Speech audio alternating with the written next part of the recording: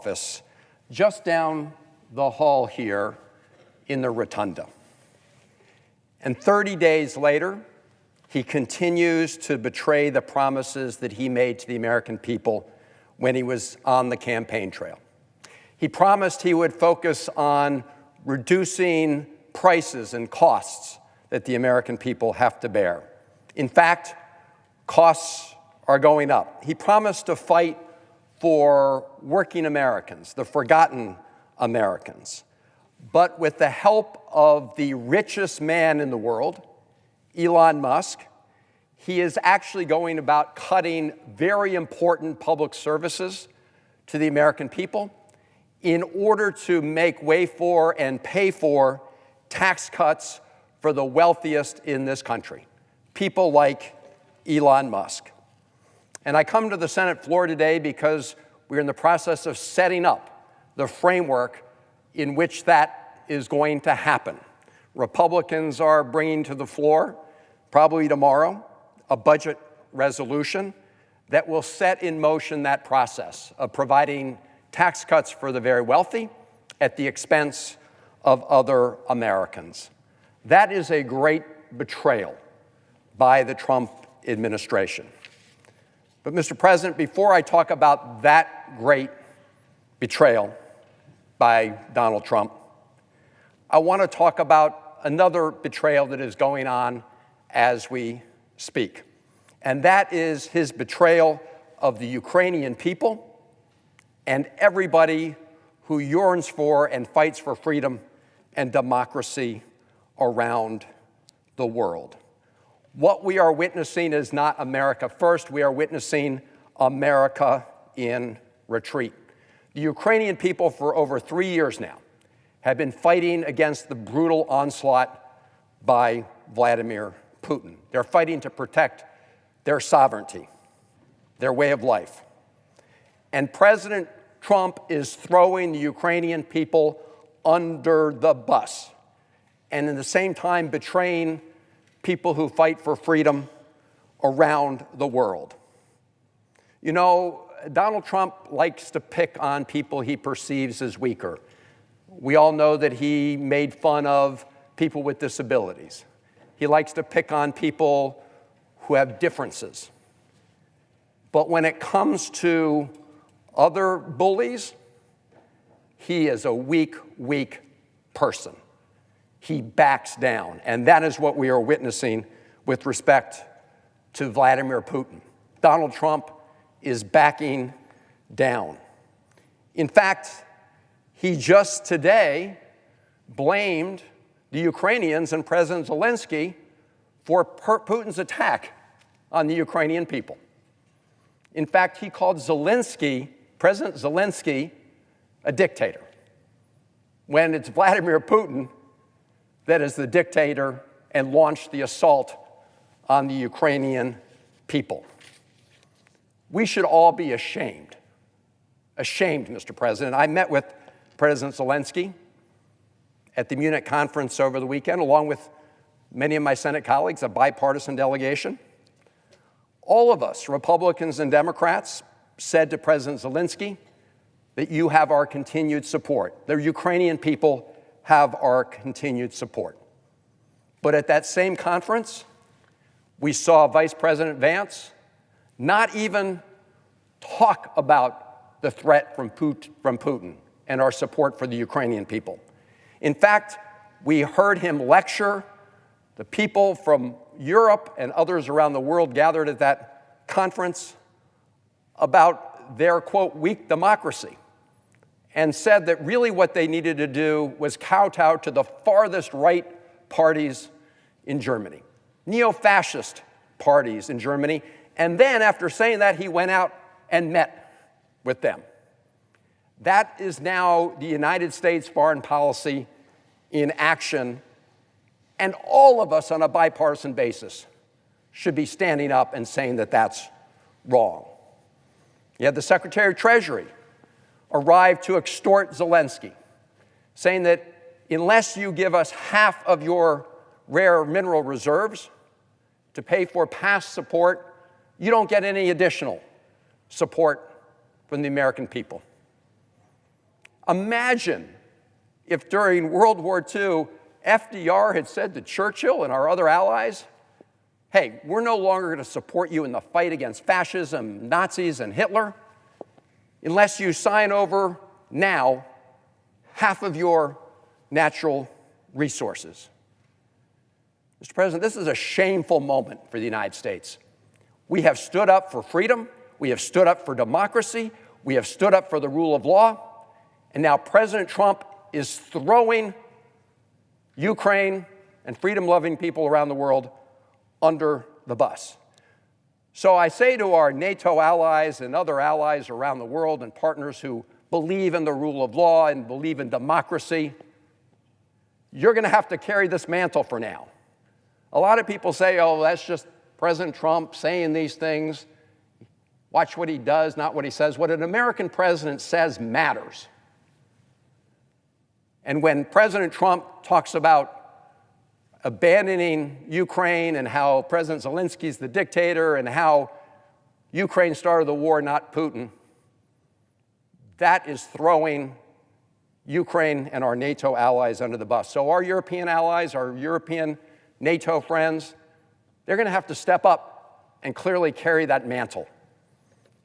And I really urge my Senate Republican colleagues to do so at this moment. You know, it was Donald Trump who, in speaking about Americans who lost their lives in combat, said, and I quote, "They are losers and suckers," unquote. That's what the now President of the United States said about Americans who sacrificed their lives for our country. Folks may also recall that's what he said about our former colleague, Senator McCain, because he was taken prisoner. So I really hope that those in the Senate, in both parties, will stand up and stand up for the principles the United States has stood up for. Not perfectly, far from perfectly, but what we've stood up for since World War II and in that post-war period, where we helped construct many of the institutions that help set the rules of the road in the globe today. Now, here at home, we're also experiencing a betrayal. You know, I just was earlier today at a rally in front of the Department of Health and Human Services.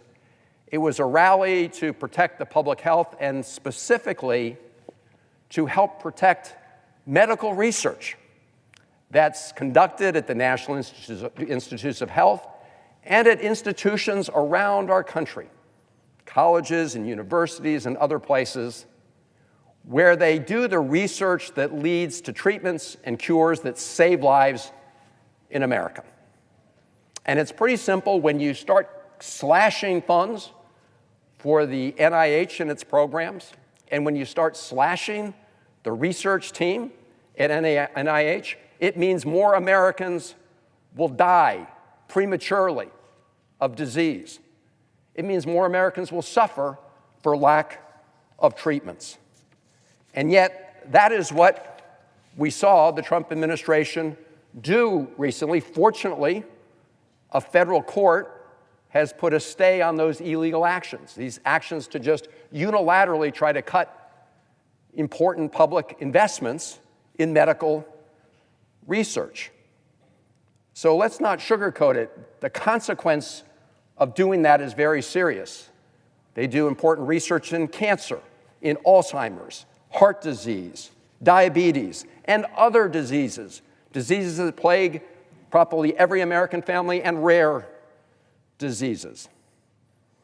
Firing NIH employees and canceling important grants and reducing support for medical research will mean more Americans will die early. So what is going on? Well, it is the great betrayal. Because the reason we're seeing these efforts to slash important public investments across the board and to cut important positions in federal agencies is because they want to make room for a big tax cut for wealthy people.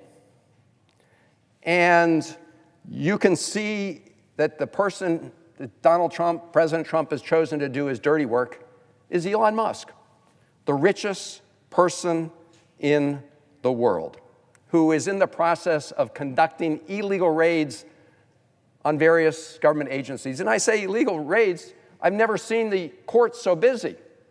I mean, courts are issuing temporary restraining orders because there's a lot of law breaking going on. And we have to fight this in the courts, and we have to fight it here. And the American people are fighting it around the country. Mr. President, this is the most corrupt bargain in American history. Elon Musk paid $280 million. $280 million to help elect Donald Trump. And Donald Trump has now turned the keys to the federal government over to Elon Musk. And make no mistake, this has nothing to do with government efficiency. We all welcome any effort to make the federal government more efficient. But this has nothing to do with that. And this has everything to do with helping the federal government serve the already powerful at the expense of working Americans, and to clear that way, make cuts to pay for tax cuts for the very, very wealthy. You know, during the presidential campaign, candidate Trump talked about reducing prices, lowering costs for American families. When he was asked about Project 2025, he said, "I don't know what that is. I don't know who those people are." But as soon as he was sworn in down the hall here, he went about implementing Project 2025. Now, why on the campaign trail would he say he knows nothing about it? He knew it was very unpopular. And that, however, is exactly what he's implementing right now. In fact, the person he installed in the White House as the head of Office of Management and Budget was Russ Vought. He's the author of Project 2025. And just, a reminder to our colleagues, OMB is like the command and control center for the entire U.S. federal budget. And so President Trump put the author of Project 2025 in the cockpit for the federal budget and has Elon Musk running and doing the dirty work at federal agencies around the country. Right? If this were about government efficiency, you wouldn't start out by firing all the inspector generals. Right? The inspector general's job is to be independent watchdogs. Their job is to look out for waste, fraud, and abuse. So if you want to get rid of waste, fraud, and abuse, you don't start by firing the inspectors generals. In fact, that's what you would do if you wanted to have people look the other way or not see when people were committing waste, fraud, and abuse. And in fact, that is exactly what is happening now. Because if you look at what Elon Musk and his cronies are doing, they're going into federal agencies and taking and reviewing and have access to the most sensitive personal information of the American people. They did that at the Department of Treasury, Social Security numbers, bank accounts. The acting head of the Social Security Administration, a career official, just quit because he said it was inappropriate to turn over sensitive Social Security Administration information to Elon Musk and the Doge boys. We've seen that in other agencies too, where career federal civil servants whose loyalty is to the country are resigning rather than follow illegal orders. And I commend them for not following illegal orders. If this were about efficiency, why would the Trump administration tell the employees at the Consumer Financial Protection Bureau to stay home and not work? So they continue to get paid, but they don't do their jobs. That's what they've been ordered. Why? So the CFPB is a bureau that helps protect American consumers against people who are engaged in fraud and con artists and cheats. They've gone after a lot of powerful people and a lot of powerful organizations. And they have returned over $1 billion to the American people, dollars that hardworking Americans were cheated out of. And they went and got them back for them. And yet, here comes Trump in the name of efficiency, telling people to no longer do their work, even though they're being paid for it, and their work is to go after fraudsters and cheats. I think we know what's going on here, Mr. President. What's going on here is we have Elon Musk trying to create a government that helps the already powerful and cuts services that benefit every American, like what happens to the Veterans Administration, the Social Security Administration, and yes, at NIH when it comes to medical research, to help clear the way for tax cuts for very wealthy people. That's what's going on here. And tomorrow, we're going to begin to consider a budget resolution that creates the framework for providing those tax cuts to the very wealthy at the expense of all Americans.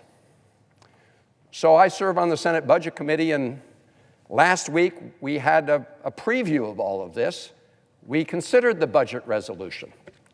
And those of us on the committee had an opportunity to propose amendments that would at least put up guardrails to protect the American people from deep cuts to services that are important to them to pay for tax cuts for the wealthy. And so I offered a number of those amendments, and we'll have a chance on this full Senate floor to consider these amendments in the coming days. One amendment I offered is very straightforward. It says, it shall not be in order in the Senate to consider any bill, joint resolution, motion, amendment, or amendment between the houses that cuts funding to Medicare or Medicaid benefits. So if there's abuse going on in the Medicare or Medicaid programs, absolutely go for it. But that's not what we're talking about here. We said don't cut benefits to the American people. Now, we had a vote on this in the Budget Committee, Senate Budget Committee, and it was party line. Every Democratic senator voted to protect Medicare and Medicaid. Every Republican senator voted against it. I'm sure we're going to have a chance to vote on this again on the Senate floor. And I would point out, Mr. President, that I think it was this morning or last night, President Trump said that Medicaid would not be cut. He said Medicare would not be cut. So I hope, since the time my Republican colleagues voted against this in the committee, and the vote we'll have in the next couple days, we'll have a unanimous vote on this bill to protect Medicare and Medicaid. Because President Trump just said he has absolutely no intention of doing that. So let's see what happens. I also offered an amendment in the Budget Committee to make sure that Medicare continued to have the authority to negotiate lower drug prices for people on Medicare. We had a fight for decades to allow the Medicare program to negotiate lower drug prices for the American people. The pharmaceutical companies have fought it tooth and nail, but we got it done a few years ago. As a result of what we did this year, Americans on Medicare, seniors on Medicare, will have no more than $2,000 of out-of-pocket costs for prescription drugs. And because we finally gave Medicare the authority to negotiate drug prices, just like every insurance companies have that power. Well, Medicare is a big insurance entity in one way. And yet they were prohibited by law for negotiating lower drug prices for the Medicare program and the American people. Well, we changed that. We gave them the authority to negotiate those lower drug prices, and guess what? It saved the Medicare program money, and it saved American seniors money because they now have lower drug prices on a couple classes of drugs, and they're continuing to move forward on that. So I had an amendment in the Budget Committee simply to say it shall not be ordered in the Senate to consider any proposal that undermines and undoes and destroys the power of Medicare to negotiate for lower drug prices. Again, Mr. President, the vote was all Democrats in the Senate Budget Committee voting yes to protect the ability of Medicare to negotiate lower drug prices. Every Republican senator voted no. I had a couple other amendments as well. Another one was an amendment to prohibit cutting, and again, these are cuts that a lot of us don't want to make because they're important to many working families, and we certainly don't want to make these cuts to clear the way for tax cuts for the very wealthy. So I also proposed an amendment that it not be in order to consider any legislative vehicle that would cut funding from the National School Lunch Program and the School Breakfast Program. These are very important programs to make sure that every child in the classroom has the nutrition they need in order to succeed. It's pretty basic. Let's make sure every kid in school has the nutritious meal they need simply to sustain themselves and be able to therefore pay attention to what the teacher's saying rather than pay attention to an empty stomach. So I thought surely our colleagues would agree that we shouldn't cut that program to make way for tax cuts for the very wealthy, but unfortunately the result on the vote was the same. Every Democratic senator voted to prohibit these cuts, and every Republican senator voted to green light these cuts going forward. Well, I know our colleagues will have a chance to vote on this on the Senate floor in a couple days because Senator Hirono and I will be offering that amendment. So, Mr. President, just to close and summarize, it was 30 days ago that just down this hall, President Trump was sworn in. He said he was going to usher in a great golden age for America. Of course, sitting right behind him were the people he was talking about, providing a golden age for. Elon Musk, already the richest man in the world, and other billionaire tech titans. And what we've seen in the 30 days since is that great betrayal. President Trump's not focused on reducing prices or costs for the American people. No. He's focused on implementing the plan that he disavowed on the campaign trail, Project 2025. That's what he's focused on, the plan he knew would be very unpopular. And what that plan does is call for very deep cuts and slashing very important services that matter to the American people, including Medicaid, in order to make room for tax cuts for the very wealthy. So this is what the Elon Musk operation is all about. And it is all about the great betrayal. And people around the country from all parties are waking up to this. Not just Democrats, Republicans, independents, people who voted against Donald Trump, and also those who voted for him, thinking that he was going to deliver on those promises to cut costs, only to wake up and realize for the last 30 days that something very different is happening in America. And that he's slashing and illegally slashing all of these important investments for the American people in order to take care of those people who were sitting right behind him on Inauguration Day, Elon Musk and the billionaires. That is a betrayal, Mr. President, and I yield the floor.